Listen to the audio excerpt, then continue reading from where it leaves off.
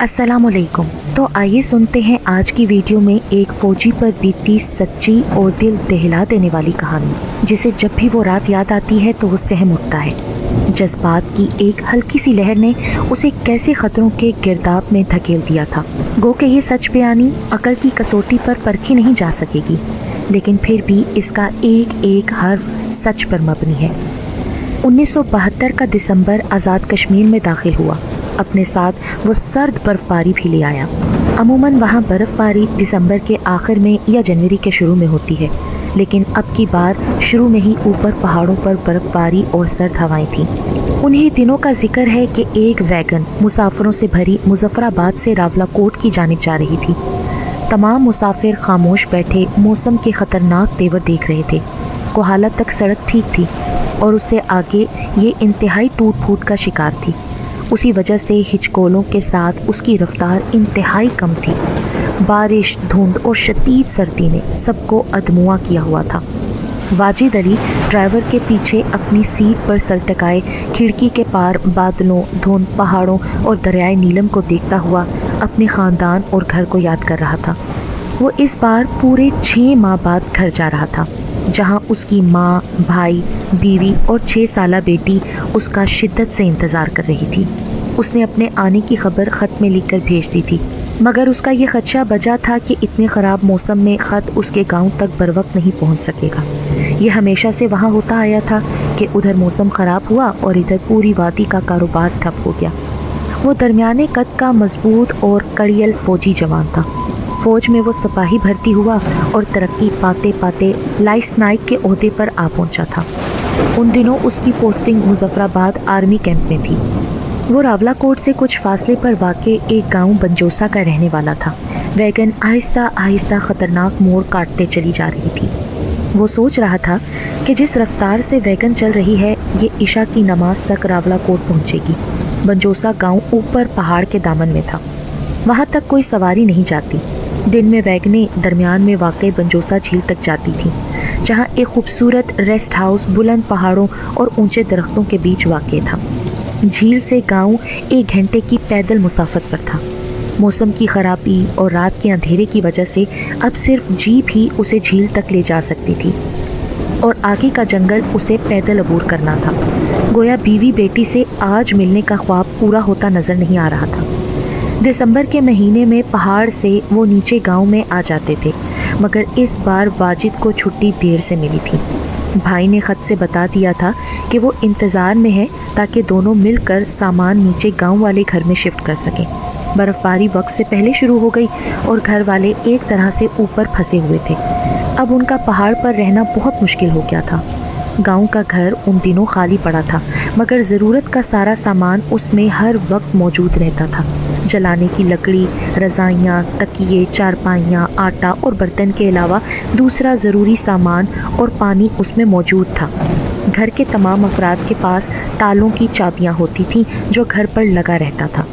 उसका घर 3 सिमतों से घने और बुलंद दरख्तों में घिरा था। सफ़ेदे और चीड़ के दरख्त उसके घर के साइबान थे। उसके गांव का घर वाकई बहुत प्यारा था। ऊपर पहाड़ वाले घर तक का रास्ता जंगल से होकर गुजरता था। जुमे की नमाज़ पढ़कर वो मुजफ्फराबाद से रवाना हुआ था।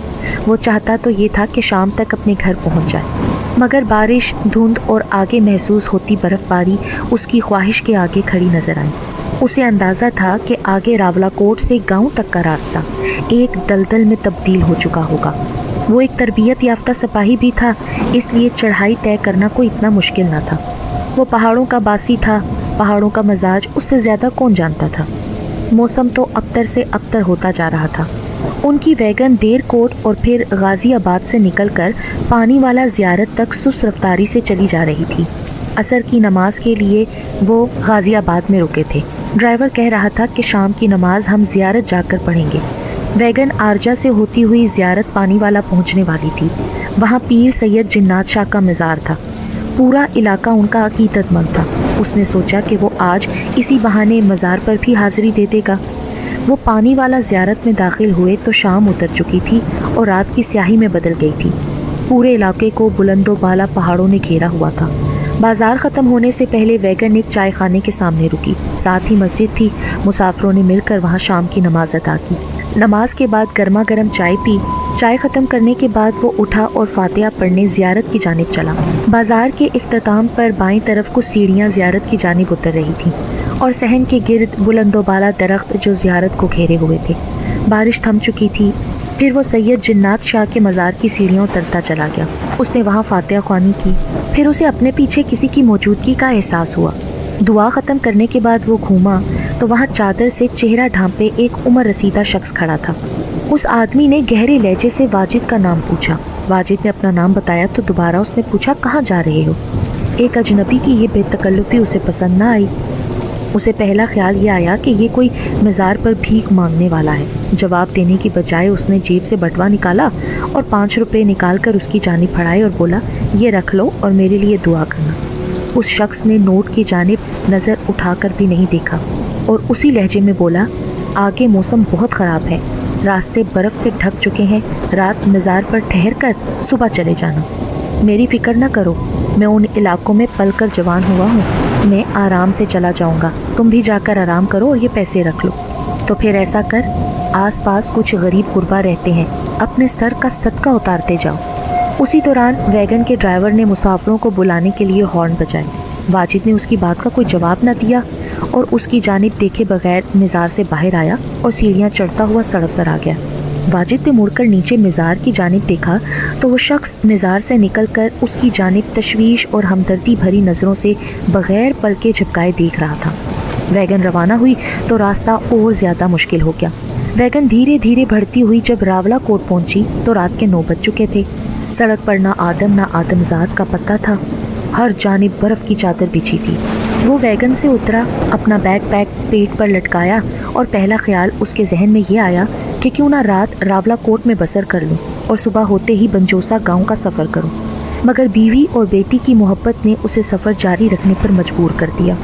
उसने ये सोचा कि मैं पहाड़ वाले घर तक तो नहीं मगर बंजोसा गांव तक तो पहुंच सकता हूं। वहाँ गांव में भी उसका घर था। उसने सोचा कि घर में रात बिताकर सुबह 1 घंटे से पहले अपने प्यारों के पास पहुंच जाऊंगा। अड्डे पर एक टिक्का शॉप खुली थी, साथ वाला खोखा भी खुला था। वो टिक्का शॉप की जानिब चल पड़ा। सड़क पर कीचड़ ही कीचड़ था, पर वो अपने मजबूत फौजी बूटों की वजह से आराम से चलता हुआ टिक्का शॉप के सामने जा खड़ा हुआ। वाजिद ने टिक्कों और रोटियों का ऑर्डर दिया, फिर उसने इशा की नमाज अदा की और फिर अपना ऑर्डर ले लिया। अब वो उस जानिब चल पड़ा जहाँ कुछ जीपें खड़ी थीं। आखिरी वैगन निकल चुकी थी, अब सिर्फ जीप मिल सकती थी, उसके ज़रिए वो बंजोसा झील तक जा सकता था। एक जीप का ड्राइवर माजिद की जान पहचान का था। वाजिद ने उससे हाथ मिलाया और मुजफ्फराबाद से अपने सफ़र की दास्तान मुख्तसर करके सुनाई। कहा कि वो ऊपर पहाड़ पर अपने घर अभी जाना चाहता है। ड्राइवर ने पहाड़ की बुलंदी को नज़रों में जांचा और फिर उसे बर्फ़ की सफ़ेद चादर ओढ़े देखा तो बोला कि रात यहीं रावला कोट में रुक जाओ, इस वक्त ऊपर जाना ख़तरनाक है। वाजिद उसकी बात सुनकर हंसा और बोला कि एक फ़ौजी को ख़तरों से डराते हो, मैं अभी घर पहुंचना चाहता हूं, अगर ना गया तो बेचैनी बढ़ती जाएगी। ड्राइवर खामोश रहा। ड्राइवर बंजोसा झील तक जाने से भी कतरा रहा था, मगर जिस तरह हर पाकिस्तानी अपनी फ़ौज को एहतराम देता है वो ड्राइवर भी देता था, साथ ही उसकी जान पहचान वाला भी था। खैर ड्राइवर अपनी सीट पर आ बैठा, साथ वाली सीट वाजिद ने संभाल ली। ड्राइवर ने ज़ोर से बिस्मिल्लाह पढ़ी और फिर आहिस्ता आहिस्ता बंजोसा गाँव के रास्ते पर चल पड़ा। उस वक्त रात के 10:30 बज रहे थे, मगर ऐसा लगता था कि रात आधी से ज़्यादा गुजर चुकी है। जीप आहिस्ता आहिस्ता चलती मोड़ काटती बंजोसा गांव जाने वाली सड़क पर आई और फिर जोर लगाती हुई चढ़ने लगी। कश्मीर में एक ख़ास किस्म की मिट्टी पाई जाती है जिसे कस मिट्टी कहते हैं। ये मिट्टी थोड़ी सी भी बारिश पड़े तो कीचड़ में तब्दील हो जाती है। पहले बारिश और फिर बर्फ़बारी ने रास्ते को दलदल बना दिया था। एक जगह जीप कीचड़ और बर्फ़ में ऐसी धसी के आगे चलने से इनकार कर दिया। इंजन कई बार गुर्राया मगर जीप टस से मस न हुई। ड्राइवर की आंखों में तशवीश थी। यहाँ जीप का फंस जाना उन दोनों की मौत का सबब भी बन सकता था। रात के तीसरे पहर तो दर्जा हरारत और ज़्यादा गिर जाता है और जीप उनके लिए बर्फ़ खाना बन सकती थी। ड्राइवर ने वाजिद से कहा कि नीचे उतरकर धक्का लगाना पड़ेगा। जब वो जीप से नीचे उतरा तो उसके पाँव घुटनों तक बर्फ़ में धंस गए। फिर वाजिद ने जीप को अपनी पूरी ताकत से धक्का लगाया। फिर बड़ी मेहनत के बाद टायर की गिरफ्त ज़मीन पर ज़रा मजबूत हुई और वो झटके से गुर्रा कर आगे बढ़ी। जब वो बंजोसा झील तक पहुँचे तो रात के 12 बज रहे थे। वो जीप से उतरा तो देखा कि झील के साथ रेस्ट हाउस मुकम्मल तारीकी में डूबा हुआ है। रेस्ट हाउस को देखकर महसूस होता था कि ये कभी आबाद रहा होगा मगर अब भूतों का मस्कन है। ड्राइवर नीचे उतरा। ऊपर पहाड़ पर माजिद साहब सुबह चले जाना, बनजोसा पहुंचने वाले हैं, वहाँ अपने घर में रात गुजार लेना। गांव से आगे चढ़ाई पर इस वक्त चढ़ना अक्लमंदी ना होगी। टॉर्च तो होगी ना तुम्हारे पास? हाँ टॉर्च है। अच्छा ये डंडा रख लो, इस वक्त जंगली जानवर भी सड़क के करीब आ जाते हैं, ड्राइवर ने कहा। वाजिद ने अपने बैकपैक से टॉर्च निकाली, बैग को पीठ पर लटकाया, डंडे के साथ तीनों शॉपर मजबूती से बांधे और उसे बाएं कंधे पर रखा। ड्राइवर ने उसे खुदा हाफिज कहा और जीप मोड़कर वापस चला गया। फिर उसने मुड़कर रेस्ट हाउस की जानिब देखा और ता देर उसे देखता रहा। अगर उसे थोड़ी सी भी ये उम्मीद नज़र आती कि रेस्ट हाउस में कोई चौकीदार होगा तो वो ऊपर गांव जाने का इरादा तर्क करके रात वहीं ठहर जाता। उसे मालूम था कि सर्दियों में इस बनजोसा झील के रेस्ट हाउस का सारा अमला और चौकीदार नीचे रावलाकोट चले जाते हैं। उसने अल्लाह का नाम लिया, टॉर्च की रोशनी सामने डाली और कदम बढ़ा दिए। उसने लकड़ी का पुल पार किया और बनजोसा गांव वाले रास्ते पर नपे तुले कदम से चल पड़ा। उसके लिए चीज़ों के वज़न के साथ बर्फ़ में चलते हुए चढ़ाई चढ़ना बहुत दुश्वार था। फिर इर्द गिर्द के माहौल ने भी अपनी एक दहशत कायम की हुई थी। बुलंद दरख्तों की जगह उसे कोई गैर मर्रई मखलूक खड़ी नजर आई। वो बार बार अपने आप को कोस रहा था कि उसे नीचे रावलाकोट ही रुक जाना चाहिए था। उसे मालूम था कि रात को इस अंधेरे में जब इंसान सोते हैं तो जंगलों बियाबानों में अनदेखी मखलूक जाग उठती है। दिल ही दिल में कुरान पाक की सारी सूरतों का विर्द वो करता जा रहा था। जब उसने दूर जंगल से ज़रा हटकर अपने गांव के अंधेरे में डूबे मकानात देखे तो उसकी आंखों में खोई हुई ज़िंदगी वापस आने लगी। अब रात के तकरीबन 1:45 बज रहे थे। उसने रात अपने इस गांव के घर में बसर करने का इरादा कर लिया था, क्योंकि उसके लिए बहुत मुश्किल था कि इतना ही सफ़र आगे ऊपर पहाड़ पर कर सके। वो बर्फ़ में धंसता हुआ अपने घर के करीब पहुंचा तो उसे तहफ़्फ़ुज़ का एहसास हुआ। वाजिद ने लकड़ी का डंडा दीवार से टिकाया और अपनी जेब से ताले की चाबी निकाली। जब टॉर्च की रोशनी ताले पर डाली तो दरवाजे की कुंडी खुली हुई थी और ताला गायब था। वो लम्हा भर के लिए चकरा गया, सोचने लगा कि आया घर में कोई है या ये ताला गांव के लड़कों ने खोला है। वो जानता था कि इस घर को कभी कभार गांव के लड़के ताश खेलने के लिए इस्तेमाल करते थे। उसने ज़मीन पर टॉर्च की रोशनी फेंकी तो ताला नीचे पड़ा था। ताले पर तो कोई ज़र्ब भी न थी। पास हथियार तो कोई न था, मगर अपने आप पर यह भरोसा था कि 2-3 पर तो वो अकेला ही हावी हो जाएगा। उसने जब दरवाजे को अंदर की जानिब धकेला, दरवाज़ा सीधा एक कमरे में खुला। वो अंदर दाखिल हुआ। उसने टॉर्च की रोशनी में देखा तो वहाँ किसी को न पाया। उस कमरे में एक जानिब 4 पाइयाँ रखी थी, खाली घी के कनस्तरों में पानी भरा हुआ था। वो आहिस्तगी से आगे बढ़ा और उसने कमरे के दरवाजे के दोनों पट अंदर की जानिब खोल दिए। वहाँ पे भी 4 पाइयाँ बिछी हुई थीं, लोहे के ट्रंक थे। उसने ट्रंकों के ताले चेक किए तो वो सालिम थे। सब चीज़ें अगर अपनी जगह पर मौजूद हैं तो फिर इस ताले को तोड़ने वाले का मकसद क्या हो सकता है। खैर उसने अपनी जैकेट उतारी, जूते वगैरह उतारे, एक शलवार कमीज़ का जोड़ा निकाल कर पहन लिया। फिर मुंह हाथ धोकर बड़े कमरे में आया। लालटेन जलाई तो कमरे में हर जानिब जर्द सी रोशनी फैल गई। फिर वो एक चारपाई पर सस्ताने के लिए लेट गया। टाइम देखा तो रात के 3 बजे थे। कुछ देर सस्ताने के बाद उसे ठंड महसूस होने लगी। कमरे में सूखी लकड़ियों का ढेर था, खुश्क ओपले भी थे। उसने सोचा क्यों ना आतिशदान में आग जलाई जाए। उसने लकड़ियाँ वगैरह इकट्ठी की और उन्हें आग दिखाने के लिए उसने माचिस की तीली निकाली ही थी कि उसे दाएं जानिब कोने से किसी की सिसकारी सुनाई दी। वो उछल पड़ा।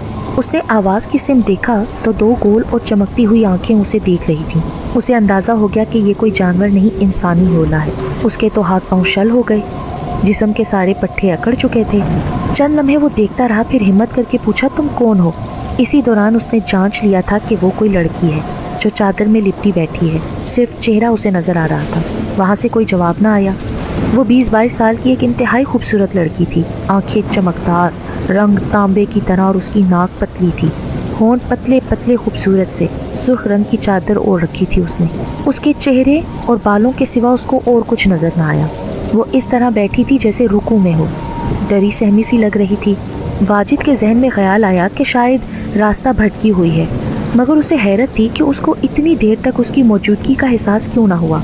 कौन हो तुम और अंदर कैसे आई हो? मैं तुमसे पूछ रहा हूँ, जवाब दो। अगर तुम कुछ बोलोगी नहीं तो तुम्हें खींच कर नीचे उतार लूँगा।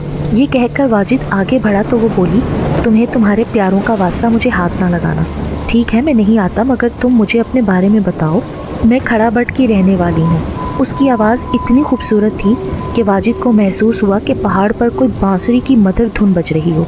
वाजिद जानता था कि खड़ाबट यहाँ से कुछ दूर एक पहाड़ी गाँव है। यहाँ तुम्हें कौन छोड़ गया है? وہ میری شادی زبردستی کر رہے تھے. میری محبت کسی اور کے لیے تھی جس کے لیے گھر سے بھاگی. وہ بھی کہیں غائب ہو گیا. میں گھر سے سارا زیور بھی اٹھا لائی. پھر مجھے وہ دغا دے گیا. اس نے اپنے خوبصورت ہاتھ چادر سے باہر نکالے تو دونوں ہاتھوں میں قیمتی زیور تھے. واجد دیکھ کر حیران اور پریشان ہو گیا. زیورات سے بھر کر لڑکی کا حسن اسے دیوانہ کر رہا تھا. اتنی حسین و جمیل شکل شاید ہی اس نے کبھی پہلے دیکھی ہو. وہ تو آسمان سے اتری کوئی مخلوق لگ رہی تھی. واجد کے پوچھنے پر اس نے اپنا نام لیلا بتایا. اوپر تم سے بات کرنی مشکل ہو رہی ہے. میں اس دوران آتش دان جلاتا ہوں. آتش دان مت جلاؤ, مجھے گرمی لگ رہی ہے. اب جب واجد نے پیچھے مڑ کر دیکھا تو وہ چارپائی پر بیٹھی تھی. وہ حیران تھا کہ کمرے میں ابھی تک ٹھنڈ ہے مگر لڑکی سے کوئی تپش نکل رہی تھی جو واجد کو بے خود کیے جا رہی تھی. ایسا لگ رہا تھا جیسے وہ بے خود ہوا جا رہا ہے. بڑی مشکل سے اس نے خود پر قابو پایا اور کھانا نکالنے کے لیے اٹھ گیا. تمہیں بھوک لگی ہوگی نا, یہ لو. واجد نے نان ٹکے کا شاپر کھولا. نہیں, میں ٹکے نہیں کھاؤں گی. اگر پھل ہیں تو وہ کھا لوں گی. پھر اس نے پھلوں کا لفافہ دیا. پھل اس نے رغبت سے کھا لیے. واجد نے کھانا کھایا, اس لڑکی نے پھل کھایا. پھر واجد اس کے ساتھ والی چارپائی پر آ کر بیٹھ گیا. اس کے اندر ایک عجیب سی کیفیت انگڑائی لینے لگی تھی. میں فوجی سپاہی ہوں, اگر ضرورت محسوس ہوئی تو کیمپ کمانڈر سے بھی مدد لے سکتا ہوں. تمہیں ذرا پریشان ہونے کی ضرورت نہیں ہے. واجد کو ایسے محسوس ہو رہا تھا جیسے اسے کسی خاص مقصد کے لیے اکسا رہی تھی وہ لڑکی. واجد نے نہ چاہتے ہوئے بھی اس کا ہاتھ پکڑ لیا. ہاتھ تھامتے ہی اس کے بدن میں سنسناہٹ سی دوڑ گئی. اس نے اپنے ہاتھ نہیں چھڑوائے. واجد اسے اس کی رضامندی سمجھا. اس نے آگے ایک قدم بڑھایا اور لیلا کے گلابی گالوں کو چھوا تو وہ شرما گئی. وہ خود بھی وجیح انسان تھا.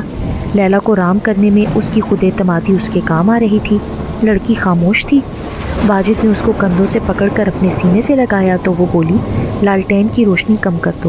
اب واجد اپنے پورے حواس کھو چکا تھا. شیطان نے اپنا غلبہ پا لیا تھا. نیم اندھیرے میں شیطانی کھیل شروع ہوا. وہ اسے اپنانے کے وعدے کر رہا تھا اور وہ اس سے کہہ رہی تھی کہ اپنا سب کچھ میں نے تمہارے سپرد کر دیا ہے تو اب تمہیں کہیں نہیں جانے دوں گی. میری زندگی میں ایک ہی مرد آیا ہے اور وہ تم ہو. مرتے دم تک تمہارا پیچھا کروں گی. وہ مدہوش ہو کر کہہ رہا تھا کہ میں مر کر بھی تم کو نہیں چھوڑ سکتا. یہ ایک مرد کا وعدہ ہے اور مرد اپنے وعدے سے کبھی پیچھے نہیں ہٹتا. وہ مطمئن ہو کر نیند کی وادی میں چلا گیا. جب آنکھ کھلی تو کمرے کے درزوں سے دن کی روشنی شعاؤں کی صورت اندر آ رہی تھی. اس نے اٹھ کر دیکھا تو لیلا دوسری چارپائی پر بیٹھی اسے معنی خیز انداز سے دیکھ رہی تھی. واجد نے پوچھا, تم کب اٹھی؟ اس نے جواب دیا, میں سوئی ہی کب تھی. میں تو تمہارے جاگنے کا انتظار کر رہی تھی تو تم مجھے اٹھا دیتی. محبوب کے آرام میں خلل نہیں ڈالنا چاہیے. واجد تو جھوم اٹھا. اب وہ یہ بھی سوچ رہا تھا کہ گھر پر بیوی, ماں اور بیٹی انتظار کر رہے ہوں گے. وہ اپنے ذہن میں مستقبل کی منصوبہ بندی کر رہا تھا. سوچا کہ لیلا کو فی الحال یہیں رکھوں گا. 1-2 دن میں سامان شفٹ ہونے سے پہلے اس کا کہیں نہ کہیں انتظام کر لوں گا. اس نے لیلا کی جانب دیکھا. اس کی نگاہوں میں چمک تھی. غسل خانے سے منہ ہاتھ دھو کر واپس کمرے میں آیا. وہ ابھی بھی ایسی حالت میں بیٹھی تھی جیسے وہ چھوڑ کر گیا تھا. واجد نے اس سے کہا, تم بھی منہ ہاتھ دھو لو. وہ بولی, میں ابھی چلتی ہوں, شام کو پھر آؤں گی اور تم کو بھی آنا ہوگا. پر تم کہاں جا رہی ہو؟ ادھر ہی رکو, رات کو میں واپس آنے کی کوشش کروں گا. واجد دوسری چارپائی پر بیٹھ گیا جہاں وہ رات سویا تھا. اب لیلا نے پہلی بار حرکت کی. اس نے پاؤں چادر سے نکالے اور زمین پر رکھے. واجد کی نظریں اس کے پاؤں پر پڑی تو اس کے منہ سے ایک چیخ برآمد ہوئی. وہ کھڑا ہوا. ایک خوف نے اسے گھیر لیا تھا. اس کا جسم اکڑ سا گیا تھا اور ٹانگوں میں جان نہ رہی. لیلا کے پاؤں الٹے تھے. وہ پچھل پیری تھی, چڑیل تھی, ایک جننی تھی. واجد کا دماغ سن ہو گیا, زبان گنگ اور حواس پر شدید خوف طاری ہو گیا. اب وہ کھڑی مسکرا رہی تھی. اس کی مسکراہٹ میں شدید طنز تھا. واجد بدحواسی میں ننگے پاؤں دروازے کی جانب دوڑا مگر راستے ہی میں لیلا نے اس کا بازو پکڑ کر ایک جھٹکا دیا اور وہ ڈگمگاتا ہوا چارپائی پر آ گرا. وہ کچھ کہہ رہی تھی مگر اسے پتہ نہیں چل رہا تھا. وہ بے ہوش ہونے لگا تو لیلا نے پانی سے بھرا جگ اس کے منہ پر الٹ دیا. پانی پڑتے ہی وہ چیخنے لگا.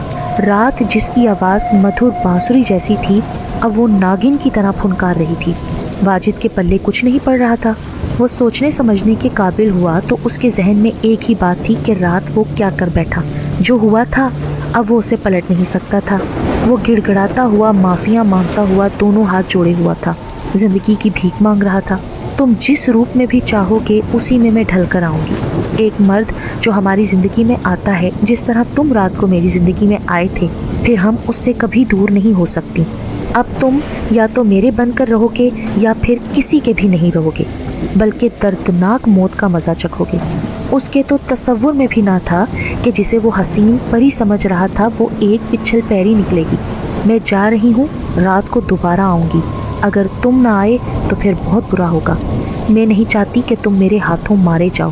یاد رکھو، آج رات دوبارہ ملوں گی کہیں بھی، اور اگر اپنے کمرے میں آگ جلائی تو تمہیں بیٹی کی لاش ملے گی۔ یہ کہتے ہوئے وہ اپنی جگہ سے غائب ہوگی۔ وہ کب چلی گئی، کہاں چلی گئی، کیسے گئی، اسے کچھ خبر نہ ہوئی۔ اسی حالت میں پڑا روتا رہا، گھٹ گھٹ کر رو رہا تھا، پھر وہ بے ہوش ہو گیا۔ دوبارہ ہوش آیا تو بہت سا وقت گزر چکا تھا۔ خوف اور دہشت نے اسے بخار میں مبتلا کر دیا تھا۔ اب وہ اس کمرے میں ایک پل بھی رکنے پر تیار نہ تھا جہاں ایک چڑیل اس کے قریب ہوئی تھی۔ اسے معلوم تھا کہ وہ ایک بڑی مصیبت میں پھنس چکا ہے۔ وہ اگر اس کے ساتھ رات کو پیار کی پتنگیں نہ بھی بڑھاتا تب بھی اس سے بچ نہ پاتا۔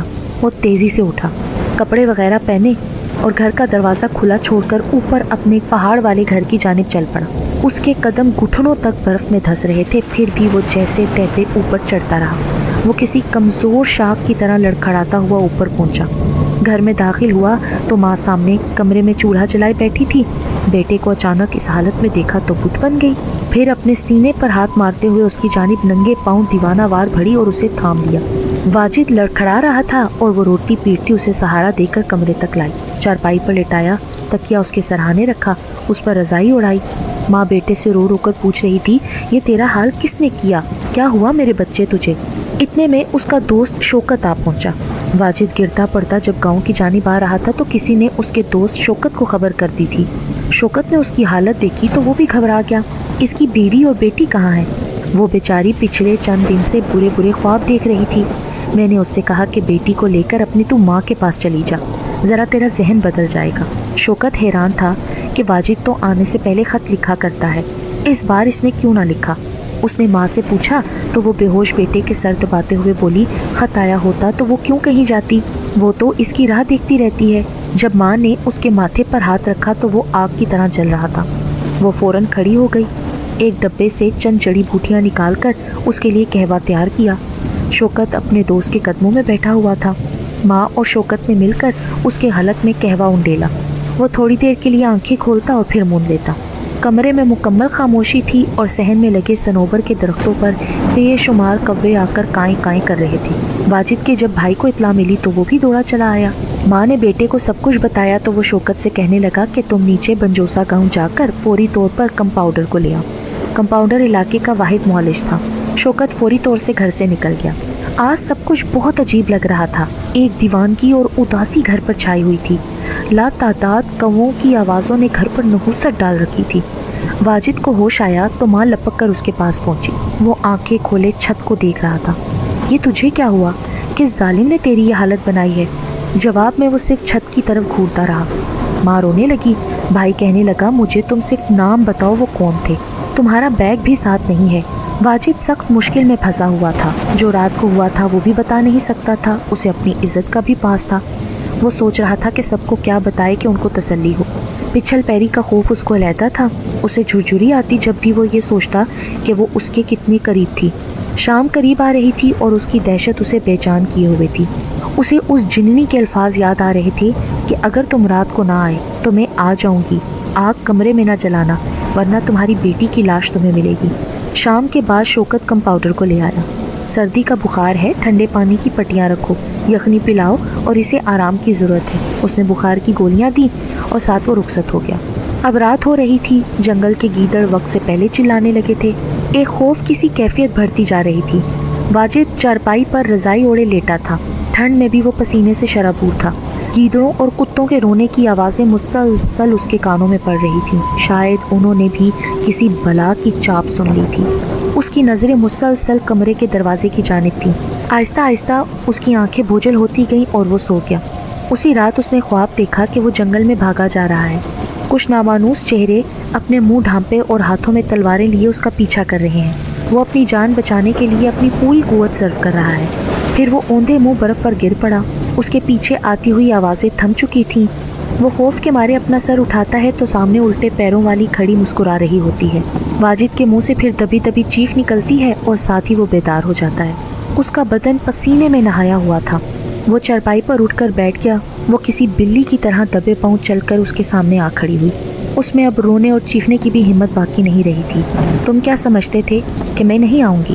تم اگر زمین کی تہہ میں بھی ہوئے تو وہاں سے بھی تمہیں نکال لاؤں گی۔ یہ بند دروازے میری راہ نہیں روک سکتے۔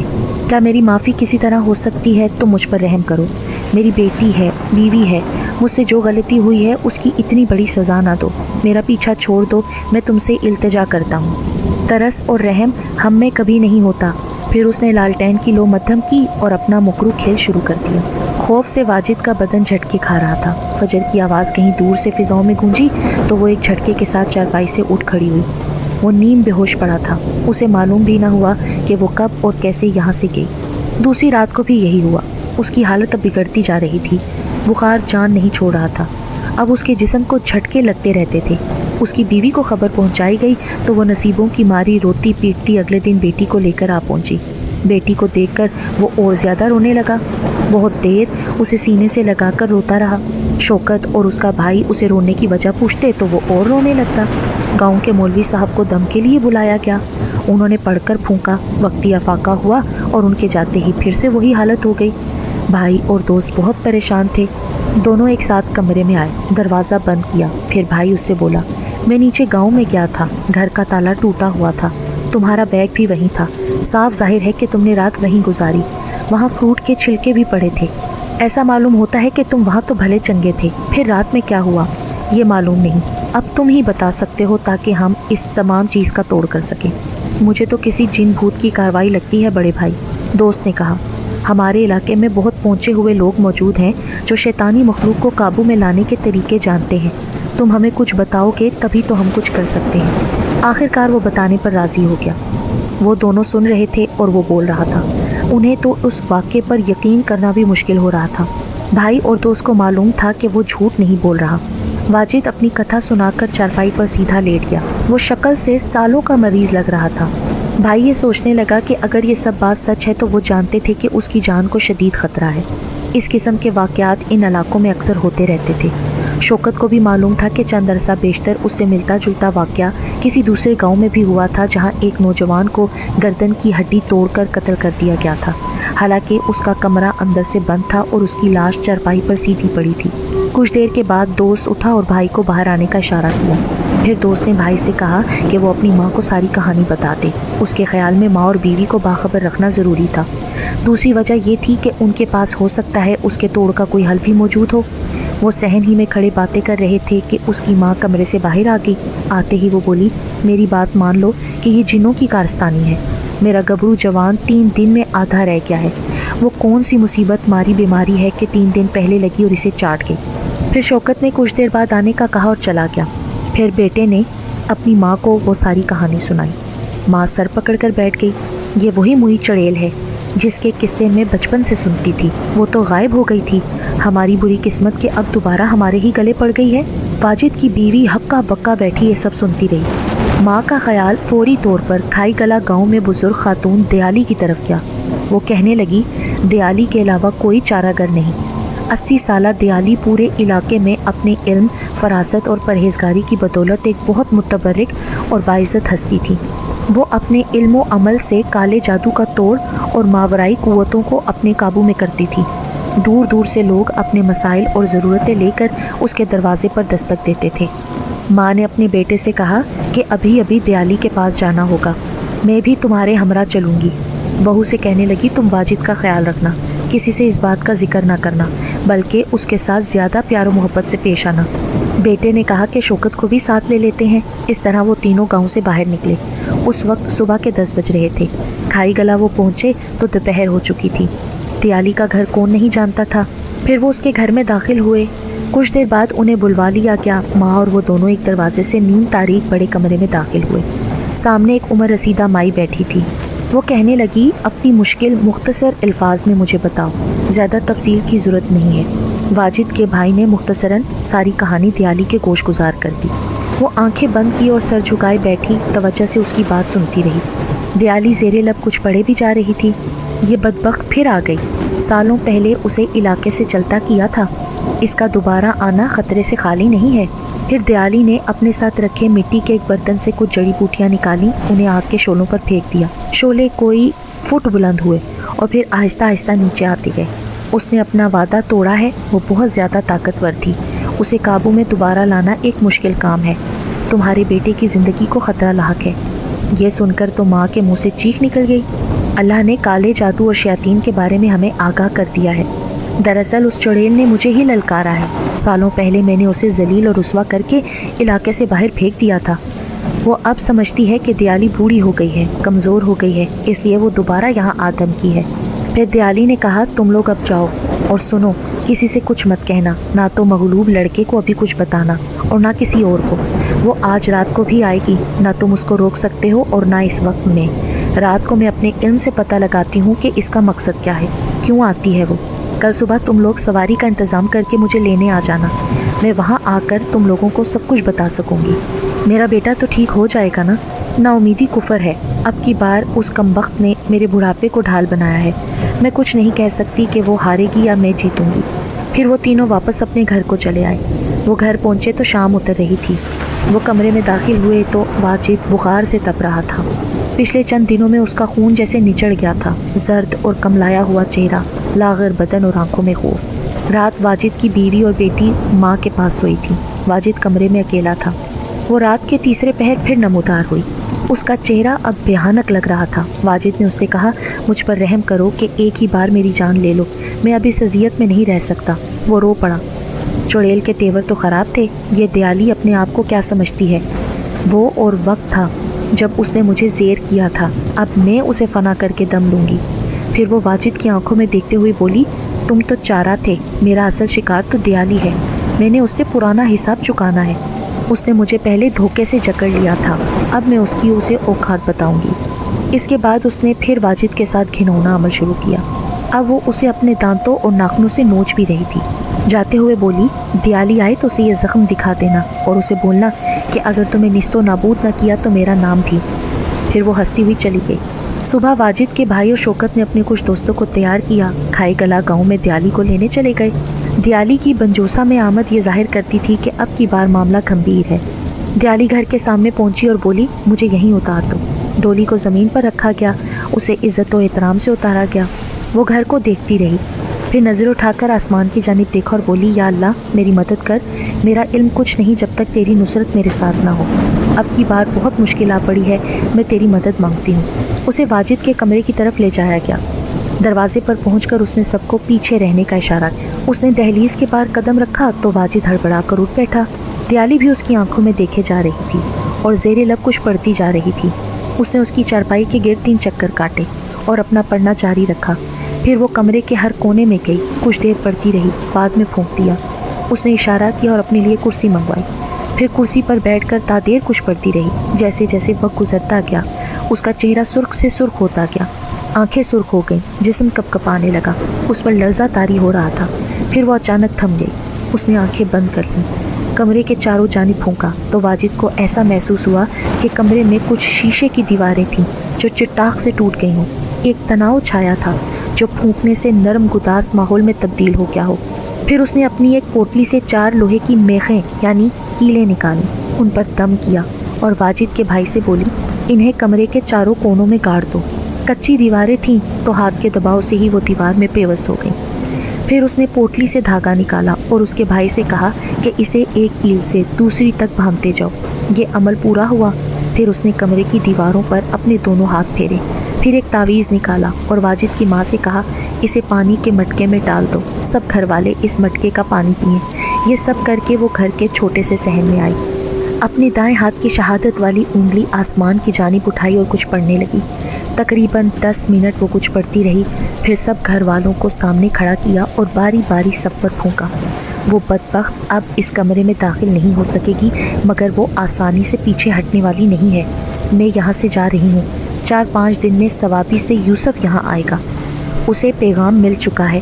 ان دنوں وہ کسی ضروری کام میں پھنسا ہوا ہے، وہ یا تو اپنی جان دے دے گا یا پھر اس کی جان لے جائے گا۔ وہ میرا شاگرد ہے اور شیاطین کو اپنی انگلیوں پر نچاتا ہے۔ घर वाले इत्मीनान से रहें, वो किसी को नुकसान नहीं पहुंचा सकती, बाकी सब अल्लाह मुहाफिज है। वो ये कहकर ज़ोर ज़ोर से कलमा पढ़ती घर से बाहर निकल गई। रात आई और साथ ही खौफ और इत्मीनान दोनों कैफियतें लेकर आई। खौफ चुड़ैल के आने का और इत्मीनान दियाली के दम और दरूद का जो वो आज करके गई थी। कमरे में लालटेन रोशन थी, फ़िज़ा में मुकम्मल खामोशी थी। फिर अचानक गीदड़ के चिल्लाने और कुत्तों के भौंकने की आवाज़ें चारों जानिब से आना शुरू हो गई। फिर एक दिलखराश चीख सहन में बुलंद हुई। चीख इतनी बुलंद थी कि घर के मकीनों के कानों के पर्दे फटने लगे। वाजिद चारपाई पर परेशान बैठा था। वो टिकटिकी बांधे कमरे की छत को घूर रहा था। उसकी माँ, बीवी और भाई सामने फर्श पर सहमे सहमे से बैठे थे। दियाली उनसे कह गई थी कि वो तुम लोगों को डरा सकती है मगर नुकसान नहीं पहुंचा सकती। उसने सख्ती से ताकीद की थी कि वाजिद किसी भी हालत में अपने कमरे से बाहर कदम ना रखे। घर की छत टीन की थी। कुछ देर बाद छत पर पत्थर बरसना शुरू हो गए। टीन की छत से पत्थर टकराते तो एक शोर उठता, फिर पत्थर बरसना बंद हो गए, हवा रुक गई, सकूत छा गया। फिर किसी की सिसकियों की आवाज़ सहन से आने लगी, रोने की आवाज़, कभी मध्यम हो जाती कभी बढ़ जाती। सब ने आयतल कुर्सी और दुरूद शरीफ पढ़ना शुरू कर दिया। यह सिलसिला रात भर जारी रहा। जब फजर की अजान मस्जिद से आई तो सब कुछ थम गया। उन्हें ऐसा लगा कि एक हिवला सा सहन से उठा और आसमान की जानिब उड़ गया। नमाज पढ़ने के बाद कहीं जाकर वो सारे सोए। अगले दिन वो सहमे हुए उठे। सहन में पत्थर बिखरे पड़े थे। उन्होंने उन्हें मिलकर समेटा और फिर उसका भाई उन्हें बाहर फेंक आया। रात आई, फिर वही हंगामा शुरू हो गया जो पिछली रात हुआ था। तीसरी रात सुकून से गुजरी। वो दोपहर में धूप सेक रहे थे। वाजिद अपने कमरे में सोया हुआ था, भाई बाहर कहीं गया हुआ था। माँ ने सहन में चूल्हा बनाकर हंडिया चढ़ा रखी थी। माँ चारपाई से उठी और कमरे की जानिब जाते हुए बहू से बोली कि तुम हंडिया देख लो, मैं कमरे से मैले कपड़े निकाल लाती हूँ। आज धूप है, कपड़े धो लेते हैं, शाम तक सूख जाएंगे। बहू पीठ किए हंडिया देख रही थी। बहू बोलने लगी, रात को चैन की नींद भी ना सो सकूं और घर के काम है कि ख़त्म होने को नहीं आते। बहू का लहजा बहुत भड़का हुआ था। सास कहने लगी, तू तो है ही बदजात, घर में मुसीबत पड़ी है और तुझे अपने आराम की पड़ी है। मुसीबत में तो तुम्हारा बेटा लाया है ना, उस चुड़ैल को भी नहीं बख्शा। मालूम नहीं कहाँ कहाँ अपना मुंह काला करता रहा है और सज़ा हम माँ बेटी को मिली है। अच्छा है उसी के साथ कहीं भाग जाए ताकि मेरी तो जान छूटे। ये सुनकर माँ का पारा चढ़ गया। वो लपक कर उसके पास पहुंची और उसके पीछे जाकर उसे कंधे से पकड़ा और अपनी तरफ घुमाया तो माँ की तो चीख निकल गई। भयानक चेहरा, लंबे दांत, खूंखार आंखें। ये देखकर माँ पीछे की जानिब भागी। वो वही चुड़ैल थी। बहू का रूप बदल कर बैठी थी। माँ की चीख सुनकर वाजिद की बीवी गुसलखाने से बाहर आई। चुड़ैल को देखा तो वो भी ज़ोर ज़ोर से चीखने लगी। वाजिद बिस्तर से उठकर कमरे के दरवाजे तक आया और जब चुड़ैल को असल रूप में देखा तो वहीं दहलीज पर रुक गया। अब बाहर माँ और बीवी दोनों चिल्ला रही थीं और वो चुड़ैल कहके लगाती दीवार पर चढ़ी और पार कूद गई। सास और बहू दोनों रोई जा रही थीं। वाजिद की बीवी भागकर उठी और अपनी बेटी को उठा लाई। इतने में बाहर दरवाज़ा किसी ने खटखटाया। वाजिद ने माँ से कहा, दरवाजे पर जाकर देखो कौन आया है। माँ कांपती हुई सिसकियाँ लेती हुई दरवाजे पर पूछा, कौन है?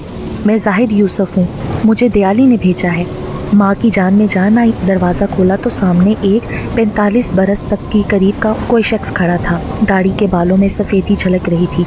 माँ ने सलाम किया और जाहिद यूसुफ को अंदर ले आई। इतने में वाजिद अपने कमरे की दहलीज पर आया और उससे हाथ मिलाने के लिए कदम आगे बढ़ाने ही लगा था कि यूसुफ ने दायां हाथ उठाकर उसे वहीं रोक दिया। वहीं ठहर जाओ। फिर वो वाजिद के कमरे में दाखिल हुआ। चारों तरफ फिर कर उसने जायज़ा लिया। इतने में वाजिद का भाई और शौकत भी आ गई। उन्होंने सलाम किया। वो ज़ेरे लब कुछ पढ़ रहा था। पढ़ते पढ़ते वो वाजिद के रूबरू आया। अपना दायां हाथ उसके सर के पीछे ले गया और अचानक उसके बालों को जकड़ लिया। फिर उसने वाजिद के चेहरे पर फूंक मारी और बाल छोड़ दिए। चलता हुआ सहन में आया, रात को मैं तुम्हारा जो नीचे गांव वाला घर है ना, उसमें रात में अकेली गुजारूंगा। मुझे वहाँ ले चलो और तुम लोग 4 रोटियाँ और पानी का इंतज़ाम भी कर दो। फिर वो मुड़कर वाजिद की जानिब देखकर बोला, कल रात तुम भी उसी घर में ठहरोगे। हम दोनों के अलावा वहाँ कोई ना होगा। शाम से पहले तुम वहाँ पहुँच जाना और अगर सफ़ेद कुर्ता शलवार हो तो वो पहन कर आना। कल भी शाम को 4 रोटियाँ और पानी का इंतज़ाम करना होगा। मैं परसों वापस चला जाऊँगा अगर ज़िंदा रहा तो। वाजिद का भाई और शौकत रोटियां बनवा कर नीचे बंजोसा गांव में पहुंचे। जाहिद यूसुफ पहले से वहां मौजूद था। वो घर के इर्द गिर्द दरख्तों को जांच रहा था। उसके हाथ में तकरीबन 6 इंच लंबा लोहे का टुकड़ा था। वो कुछ पढ़कर हर दरख्त के तने पर उस लोहे के टुकड़े से निशान लगा देता। जैसे ही निशान लगता तो उस दरख्त के परिंदे फर से उड़ जाते। वो निशान उनकी समझ से बालातर थे। वो एक मुरब्बा बनाकर उसमें लकीरें खींच देता था। दरख्तों से फारिग हुआ तो घर के पीछे जंगल की तरफ गया। जंगल के किनारे पर घर के मतवाजी एक लंबी लाइन उसी लोहे के टुकड़े से खींची। फिर लाइन के सरों पर कांटे के निशानात लगाए। इस दौरान वो मुसलसल पढ़ रहा था। निशानात लगाने के बाद वो जंगल की तरफ मुँह करके खड़ा हो गया। दोनों हाथों की हथेलियाँ खोलकर रुख जंगल की जानिब किया। कुछ पड़ा तो करीब से दूर तक के दरख्तों के परिंदे शोर मचाते अपने ठिकाने बदलने के लिए परवास कर गए। वो जंगल से वापस आया। घर के चारों जानिब लोहे के टुकड़े से 1 इंच के करीब गहरी खुदाई की। उस मिट्टी को एक ढेर की सूरत जमा किया और उस पर खड़े होकर इस तरह कुछ पढ़ता रहा जैसे लोग कब्रों पर पढ़ते हैं। वो 15 मिनट तक पढ़ता रहा और देखते ही देखते मिट्टी का रंग सुर्ख हो गया। उसने पढ़ाई ख़त्म की तो मिट्टी इस तरह से सुर्ख हो चुकी थी कि जैसे उसमें खून मिलाया हुआ हो। वाजिद का भाई और शौकत खड़े हैरत से ये सब कुछ देख रहे थे। उसने वो मिट्टी चारों जानिब उस खुदाई हुई लाइन में बिछा दी। घर को चारों तरफ से घेर लिया सवाए मरकज़ी दरवाजे के। मरकज़ी दरवाजे पर उसने खुदाई ना की थी और ना ही मिट्टी बिछाई थी। आधा कनिस्तर मिट्टी के तेल का ले आओ। उसने वाजिद के भाई और दोस्त को कहा, 4 रोटियां और पानी लाए हो? शौकत ने फ़ौरन रोटियों वाला गुलाफ उसके हाथ में दे दिया और पानी जो वो बाहर से भर कर लाए थे। वाजिद का भाई मिट्टी का तेल लेने चला गया। फिर उसने कहा कि वाजिद के भाई से बोलो कि लाइटर और माचिस की डिब्बियाँ भी लेता है। फिर जाहिद यूसुफ ने दरख्त से एक मोटी शाख तोड़ी, उस पर बिस्तर की चादर लपेट कर एक मिशल तैयार की और उसे मिट्टी के तेल में डुबो दिया। फिर उसने वाजिद के भाई को बताया कि ये ज़िंदगी और मौत की जंग होगी। अब बात इससे आगे बढ़ चुकी है कि उसे बांध कर कहीं दूर, बहुत दूर फेंक दिया जाए। उसने उस्तानी जी से किया हुआ वादा तोड़ा है और साथ ही उसको ललकारा भी है। अब या तो वो चुड़ैल जान से जाएगी या फिर उस्तानी जी का दबदबा। उस्तानी जी के लिए मेरी एक जान तो क्या, अगर 100 जाने भी होती तो उन पर कुर्बान कर देता। फिर उसने उन दोनों को एक तावीज़ दिया कि वाजिद को यहाँ लाते वक्त इसे पानी में घोलकर पिला देना। उन दोनों को वापस भेज दिया और कहा कि कल सुबह 4 रोटियाँ लानी हैं और शाम से पहले वाजिद को हर हालत में यहाँ लाना है। वो दोनों वापस गाँव की तरफ आ गए। उस रात भी रात के तीसरे पहर वही हंगामा शुरू हो गया। वाजिद की बेटी ज़ोर ज़ोर से रोने लगी। वाजिद अपनी बेटी की चीखें और रोना सुनकर धाड़े मार मार कर रोने लगा। फिर सुबह हुई तो माँ ने रोते हुए कमरे में चूल्हा बनाया, रोटियाँ बनाईं। वो दोनों रोटियाँ लेकर नीचे गांव की जानिब चले। वहाँ जाहिद यूसुफ कमरे में मुसल्ले पर बैठा था। लगता था कि रात भर वो इबादत करता रहा है। उन्होंने उसे रोटियाँ दीं और शाम से पहले आने का कहकर वापस चले गए। ज़ोहर की नमाज़ पढ़कर वाजिद के भाई ने कहा, इससे पहले कि बर्फ़ गिरना शुरू हो हमें निकल जाना चाहिए। माँ ने जाहिद यूसुफ का तावीज़ वाजिद को घोल कर पिलाया। फिर वो लोग घर से चले और शाम से पहले बंजोसा गांव में अपने घर के सामने पहुंच गए। घर को देखकर तो वाजिद पर वहशत छाने लगी। उसे वही बर्फानी रात याद आई जिसमें उससे ऐसा काम हो गया था। एक चुड़ैल खूबसूरत लड़की के रूप में उससे आ टकराई और फिर उस पर अज़ाबों और हिसाबों का सिलसिला शुरू हुआ जो चंद दिन नहीं बल्कि सालों पर मुहित लगता था। जाहिद यूसुफ कमरे की चारपाई पर लेटा था। उसने वाजिद को देखा तो लेटे लेटे उससे बोला, इसी चारपाई पर बैठो जहाँ उस रात तुम सोए थे। वाजिद शर्मिंदा सा कोने वाली चारपाई पर बैठ गया। फिर उसने शौकत और वाजिद के भाई को कहा कि बैठक में से एक चारपाई के अलावा वो सारा सामान कहीं दूसरी जगह रख दो। फिर कुछ देर के बाद जाहिद यूसुफ उठ खड़ा हुआ, वाजिद को कमरे में रुकने का इशारा किया और ख़ुद उन दोनों के हमरा मरकज़ी दरवाजे से बाहर निकल आया। आंखें उठाकर आसमान की जानिब देखा। बर्फ़ गिरने को थी। तुम दोनों घर से 200 गज़ दूर रहोगे। करीब आने की कोशिश न करना। कुछ भी सुनो या कुछ भी देखो या महसूस करो, इस घर के करीब ना आना। और जब फजर का टाइम हो जाए तो बिला झिझक चले आना। अगर हम दोनों मुर्दा पड़े हों तो हमारी लाशें उठाकर दयाली के पास ले जाना। वो दोनों खौफज़दा हो गए और ख़ामोश हो गए और वहाँ से चले गए। कुछ देर बाद बर्फ़बारी शुरू हो गई। वाजिद ठिठरा हुआ चारपाई पर बैठा था। वो कभी खाली खाली नज़रों से जाहिद यूसुफ को देखता और कभी कमरे की छत को। तुम इस कमरे में रहोगे और इसी चारपाई पर बैठोगे। मैं बैठक में हूँगा। वो आए तो मुझे खबर हो जाएगी। तुमने चारपाई से नीचे नहीं उतरना। जब मैं कमरे में दाखिल हूँ तो उसकी तवज्जो मेरी जानिब हो जाएगी और उसी दौरान तुम फ़ौरन इन ट्रंकों के पीछे छुप जाना। वो आएगी तो उसे बैठक में मेरी मौजूदगी का पता नहीं चलेगा और जितनी भी उसकी चीखों पुकार हो तुमने मुँह से आवाज़ तक नहीं निकालनी। ये सब हदायत देने के बाद उसने जायनमाज़ बिछाई, शाम के फ़र्ज़ अदा करने लगा। फिर जाहिद यूसुफ बैठक में चला गया और उसने कहा कि दरवाजे के पट भेड़ देना मगर कुंडी नहीं लगानी है। चुड़ैल के आने से पहले मैं उसकी बू सूंघ लूँगा, तुम उसको बातों में लगाना। जब तक कि मैं कमरे में दाखिल नहीं हो जाता। फिर वो चला गया। कमरे में मुकम्मल खामोशी थी। फिर एक हवा का तेज़ झोंका घर के मरकज़ी दरवाजे से अंदर दाखिल हुआ। जाहिद यूसुफ चारपाई से उठ बैठा। उसने लम्स महसूस कर लिया था। फिर वो अचानक वाजिद के सामने आ खड़ी हुई। उसके चेहरे के नकूश भयानक थे और मुस्कुराहट थी। ये वो ना थी जो उसे पहली रात मिली थी, ये वो थी जो उसे कभी ना मिली थी। वो हड़बड़ाकर उठ बैठा। वो बिल्कुल नंग धड़ंग थी, कोयले जैसा काला जिस्म, लंबी और पतली काली गर्दन, कलाइयों तक बाजू छोटे और हाथ बाजुओं से भी लंबे और बड़े, नाखून बड़े बड़े जो आगे से नोकदार, पतले बदसूरत पाँव पीछे की जानी मुड़े हुए। आहिस्ता आहिस्ता उसके चेहरे के नकूश और ज़्यादा भयानक हो गए। नाक उसकी लटक कर मुँह के नीचे आ गई, दांत लंबे और थोड़ी के नीचे तक लंबे हो गए। कबूतर के अंडे जितनी गोल आंखें दहकती थीं, बाल बिखरे थे और कमर तक झूल रहे थे। उसे देखकर वाजिद का सर चकराने लगा। धोखेबाज, तुम भी औरों की तरह बेवफा निकले। वो क्या समझता है कि मुझे उसकी खबर ना होगी?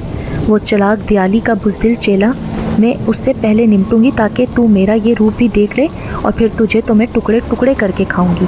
फिर उसने एक करख्त कहका लगाया जिसे सुनकर वाजिद बेहोश हो गया। वो चारपाई पर पड़ा था।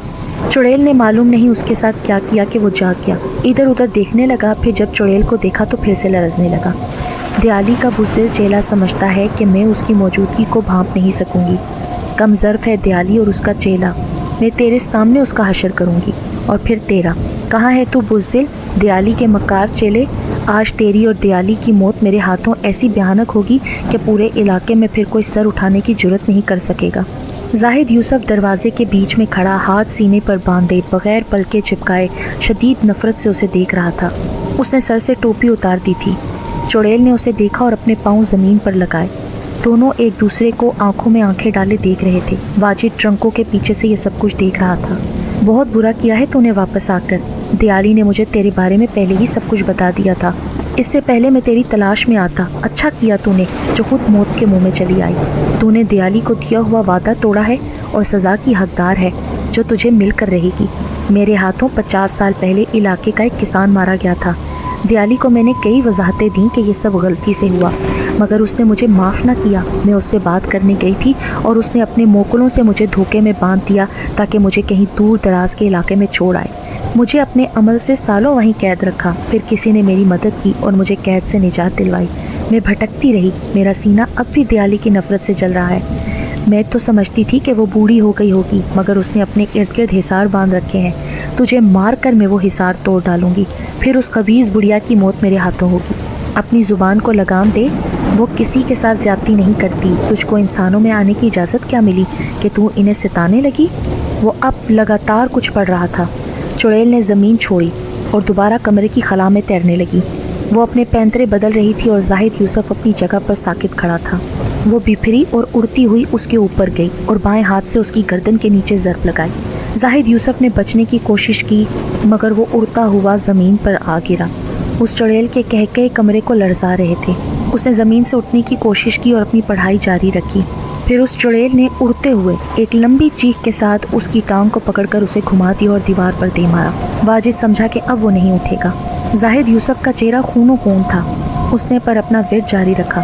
मेरा अगला वार आखिरी होगा और साथ ही तेरी लाश उठाने से पहले दियाली अपने अंजाम तक पहुंच चुकी होगी। वो बमुश्किल उठा, साथ साथ अपना विरद जारी रखा। वो चुड़ैल हवा में बुलंद होकर गुर्राने लगी। ये मेरा आखिरी वार है, ये कहते हुए जैसे ही चुड़ैल ने ज़रब लगाने के लिए अपनी दाईं टांग बिजली की मानिंद घुमाई, उसी लम्हे जाहिद यूसुफ ने उसके पाँव को जकड़कर उसे घुमाया और दरवाजे के ऊपर दीवार पर उसे दे मारा। उसकी एक चीख बुलंद हुई। वो टकराकर ज़मीन पर आ गिरी, नंगी और गंदी गालियाँ देते हुए उठी। लेकिन जाहिद यूसुफ सरत से उसके करीब पहुंचा और पूरी कुव्वत से हाथ को उल्टा घुमाकर उसके मुंह पर उसने ज़रब लगाई। वो चीखें मारती हुई लकड़ी के शेल्फ से जा टकराई। जाहिद यूसुफ ज़ोर ज़ोर से वेट करता आगे बढ़ा और उसे दोनों हाथों से उठाकर सर के ऊपर बुलंद किया और पूरी ताकत से उसे सामने वाली दीवार पर पटक दिया। एक भयानक और खौफनाक चीख बुलंद हुई। वो लम्हे भर के लिए दीवार से लगकर नीचे ज़मीन पर आ गिरी। वो चिल्ला रही थी और उसकी कराहें बुलंद हो रही थी। जाहिद यूसुफ फिर उसकी जानिब लपका और अपने सीधे हाथ से उसकी पतली और काली गर्दन जकड़ ली। फिर उसे घसीटता हुआ दीवार से जा लगाया। زاہد کا چہرہ خوفناک ہو چکا تھا۔ یہ وہ زاہد یوسف نہ تھا جو واجد کو عشاء کی نماز پڑھتا نظر آیا تھا۔ اب اس کی آنکھیں چیتے کی طرح چمک رہی تھیں، آنکھوں میں غصہ تھا۔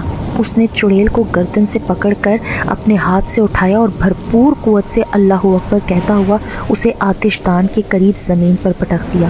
ایک دل خراش چیخ چڑیل کے حلق سے برآمد ہوئی۔ وہ اٹھنے کی کوشش کر رہی تھی کہ زاہد یوسف بجلی کسی تیزی سے لپکا اور ٹین کے کنستر سے مشل نکال کر اس کے سامنے کھڑا ہو گیا۔ پھر اس نے لائٹر نکالا، ہلکے سے شعلے سے وہ مشل بھڑک اٹھی اور اب اس کے ہاتھ میں مشل بلند تھی اور دائیں ہاتھ میں لوہے کا وہی چکور ٹکڑا تھا۔ زاہد یوسف کے خون آلود چہرے پر زہریلی مسکراہٹ تھی۔ دونوں ہاتھ اس کے کندھوں سے بلند تھے، مشل جل رہی تھی اور سرخ روشنی پورے کمرے میں پھیلی ہوئی تھی۔ چڑیل آتش دان کے قریب کرا رہی تھی۔ آگ دیکھ کر اسے اپنی موت نظر آ رہی تھی۔ اب بتا دیالی کے بارے میں کیا کہہ رہی تھی؟ دیکھ مجھے، دیالی کے ایک حقیر مرید کو جو اب تیری موت بنا کھڑا ہے۔ زاہد کے تیور اور لہجہ بہت زیادہ بھیانک ہو گیا تھا۔ وہ اپنی عجیب و غریب بھاری آواز میں چڑیل سے کہنے لگا، تیرے انجام سے تیرے جیسے شیطانی قوتیں دیالی کے علاقے سے میلوں دور رہیں گی۔ وہ چنگھاڑتی رہی، چیختی رہی، پھنکارتی رہی، پھر رونے لگی۔ اس کے حلق سے ایسی آوازیں نکل رہی تھی جیسے اسے زندہ ذبح کیا جا رہا ہو۔ وہ روتے ہوئے زاہد یوسف سے رحم کی بھیک مانگنے لگی۔ مجھے جانے دو، میں وعدہ کرتی ہوں کہ دوبارہ ادھر کا رخ بھی نہیں کروں گی۔ تمہیں دیالی کی قسم، تمہارے رب کی قسم، مجھے جانے دو۔ اب وقت گزر گیا ہے۔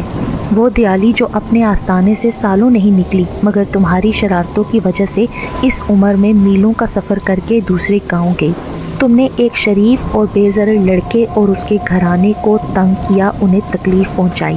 تمہاری موت کا فیصلہ ہو گیا ہے۔ یہ کہہ کر اس نے لوہے کے ٹکڑے پر کچھ پڑھ کر پھونکا، پھر اس نے چڑیل کے آگے اوپر سے نیچے فضا میں لکیر کھینچی تو وہ اتنی زور سے چیخی کہ پورا کمرہ کانپ گیا۔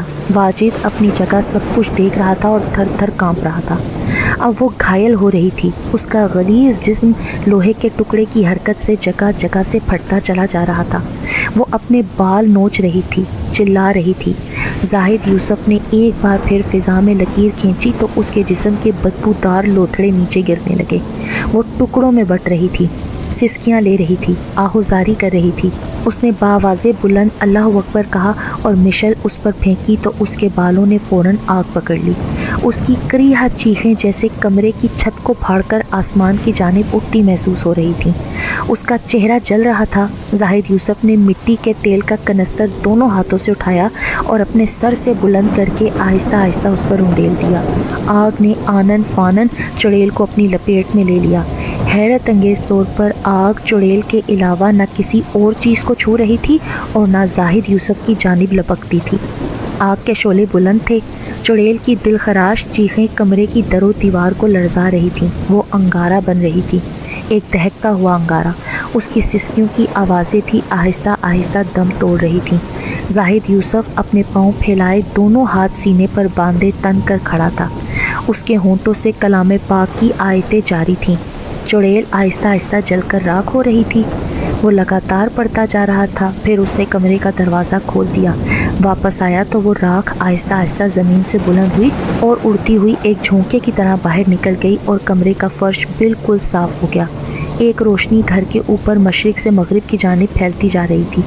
اسی لمحے بنجوسا گاؤں کی مسجد سے اذان کی آواز گونجی، اللہ اکبر، اللہ اکبر۔ واجد بے ہوش ہو گیا۔ جب اسے ہوش آیا تو وہ چارپائی پر پڑا تھا۔ شوکت اور اس کا بھائی واجد کے چہرے پر پانی پھینک رہے تھے۔ وہ بڑبڑا کر اٹھا۔ کمرے میں زاہد یوسف نہیں تھا، بیٹھک میں بھی نہیں تھا۔ بھائی نے بتایا کہ جب ہم یہاں پہنچے تو تم چارپائی پر بے ہوش پڑے تھے۔ زاہد یوسف یہاں نہیں تھا، شاید وہ کہیں چلا گیا دیالی کے کسی اور کام کو نمٹانے۔ تو یہ تھی ایک فوجی اور اس کے گھرانے پر بیتی ہوئی سچی اور ہولناک کہانی۔